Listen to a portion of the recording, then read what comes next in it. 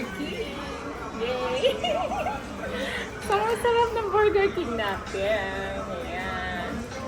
Ayan, gusto sa'yo. Sa akin. Ano kayo dito yung sa'yo? Off ko na. Naman ang laki burger. Ano ba to? Burger King pala. Ayan guys. Kakain tayo ng Burger King. Actually guys, 2 days na, 2 days, 2 times na pala ako ngayon punta rito. Ayun. Binalik-balik ako talaga kasi ang sarap sobra. Ayan guys, kain tayo.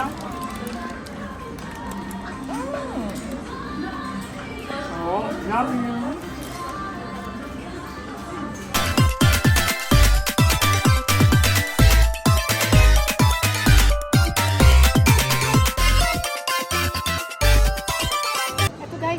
Tanabata dito sa Japan. Ang ibig sabihin ng Tanabata ay, ayun, magwi-wish ka. Wish ba? Ang tawag ito. Tanabata is, parang ano, ilalagay mo dito yung gusto mo. Itong month na to, ganon. Month ngayon, hindi. Oh, ayan, okay na? Oo. Ayan, ito nga pala ang Tanabata dito, yung Onigai Koto. Ibig sabihin ng Onigai Koto is magwi-wish ka kung ano yung gusto mo daw. Ayun, katulad nito, may nagsulat dito. Ang sabi niya, Mama itsumo oishi gohan arigato. Ibig sabihin guys, na nagpapasalamat siya sa nanay niya na palagi siyang pinagluluto ng kanin. Ayun, nagpapasalamat siya. Ayun, kaya masarap daw yung kanin na niluluto ng kanyang mama. Ayun, itsumo oishi gohan.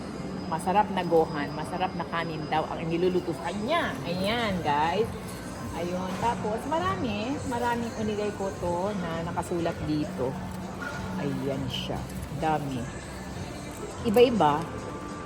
Ayun, iba-ibang wish nila. Ito, tuwing ano to dito yun. Guys, ayan lang. Kaya di ba, ang dami-dami yan. Kahit dito sa department store, ayan. Meron silang ganito. Hindi ka mahihiyang mag-wish. Tulad namin, pwede kami mag-wish dito, magsulat kung ano yung gusto namin. Wish. Yung gusto. Yun lang. Ba yan?